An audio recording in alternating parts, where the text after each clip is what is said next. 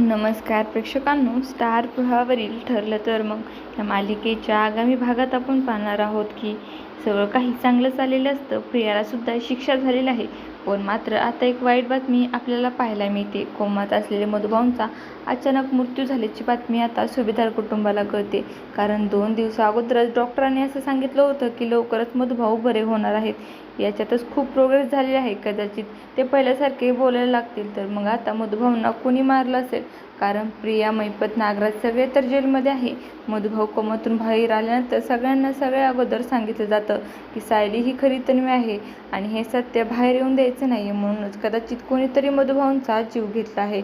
तर आता मालिकेत हा नवा विलन कोण असेल, जो आता प्रिया आणि नागराजची साथ देत आहे? तर सायलीच खरी तन्वी असल्याचं सत्य हे सगळ्यांना कळणार का?